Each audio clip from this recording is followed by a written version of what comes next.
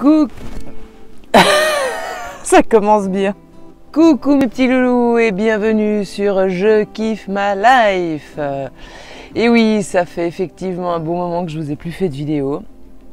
Ça fait même plusieurs années. Pourquoi? Parce que je suis passée par des moments qui n'étaient pas forcément toujours faciles. J'ai eu beaucoup de choses à gérer dans ma vie, émotionnellement et tout. J'ai eu un grand cassage de gueule. Et voilà, ça nous rend plus fort, ça nous fait grandir. Et du coup, j'ai changé pas mal de choses dans ma vie. Ça m'a pris du temps, puis j'ai dû me consacrer un peu à autre chose que mes vidéos.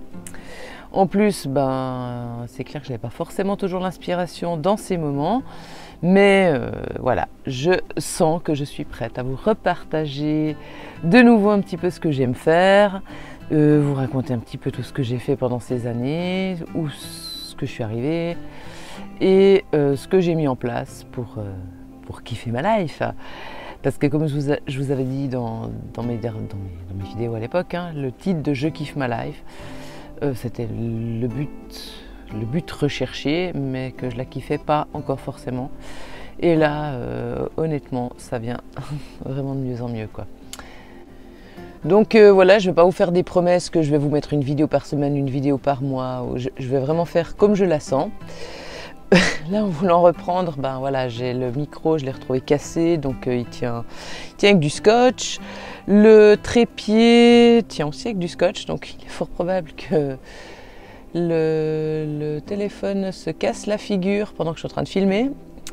Je ne suis pas à la lumière du jour parce qu'il y avait trop de monde autour de moi, donc voilà, je suis, bon, de toute façon là c'est le soir, je suis à l'intérieur avec la lumière artificielle.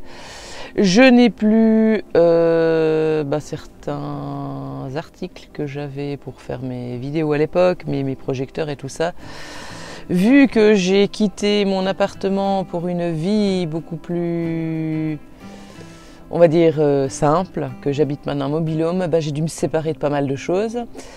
Et là, je suis même plus dans mon mobil-home, je suis dans mon van. Donc, c'était aussi un de mes rêves de pouvoir voyager à bon marché avec sa maison sur le dos comme les escargots. Depuis que j'étais petite, j'avais ce rêve. Donc voilà, j'ai réussi à le mettre en pratique. Et je suis actuellement dans mon van, donc du coup c'est clair que je ne peux pas avoir toute une artillerie d'éclairage, de son, et voilà, on fait au plus simple.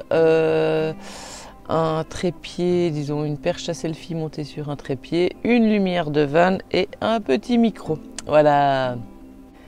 Alors j'ai une petite question pour vous. Est-ce que vous aussi vous avez des rêves, des projets, des envies, quelque chose vraiment que vous kifferiez faire depuis que vous êtes petit et que vous ne passez pas à l'action parce que je ferai ça quand les enfants seront loin, je ferai ça quand je serai à la retraite. Au fait, moi, c'était surtout, je disais, je ferai ça quand je serai à la retraite.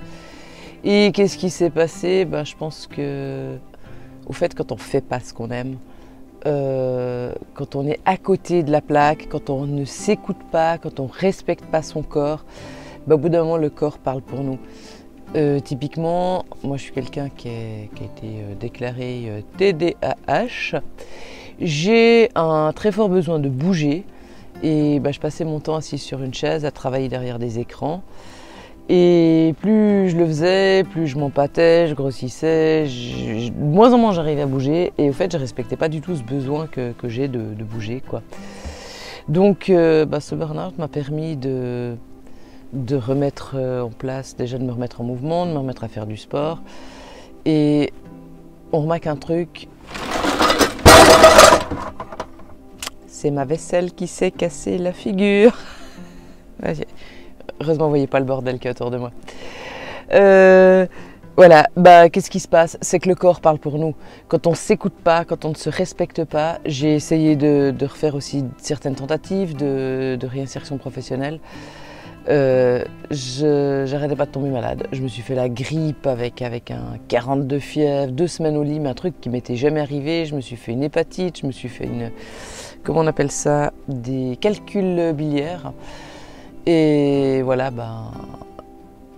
on constate, j'avais tout le temps le dos bloqué, des maux de tête, enfin voilà, on constate que quand on ne s'écoute pas, le corps parle à notre place. Donc voilà, je pense, je ne vais pas faire trop long dans cette vidéo, mais je pense que ces prochains temps, je vais peut-être partager un petit peu avec vous comment je vis en van, certaines astuces pour pouvoir ne pas dépenser trop d'argent, donc tenir plus longtemps, parce que c'est aussi mon but. Je bossais comme une folle, mais pour faire que de payer des factures. J'avais fait une vidéo là-dessus quand je vous ai parlé de mon déménagement dans le mobil-home. D'ailleurs, c'est une vie que je ne regrette pas du tout, pour rien au monde. Je reviendrai en arrière vivre dans un appartement. Et voilà, comment est-ce qu'on peut tenir le plus longtemps possible, avec le moins d'argent possible, disons comment surtout on peut faire des économies. C'est clair que le diesel a tellement augmenté. Donc voilà, c'est pas forcément là-dessus qu'on va faire des économies, mais je vais vous filer quelques petits trucs sur aussi comment peut-être s'alimenter, comment faire germer des graines, voilà quoi, des petites astuces avec l'eau, voilà. Après, il faut être prêt, faut être prêt à se baigner dans l'eau froide, à passer plusieurs mois à se laver dans la rivière, dans le lac, mais voilà. Vous verrez, c'est sympa. Bon, allez les loulous, je vous fais plein de gros bisous et puis je vous dis à très vite. Ciao, ciao!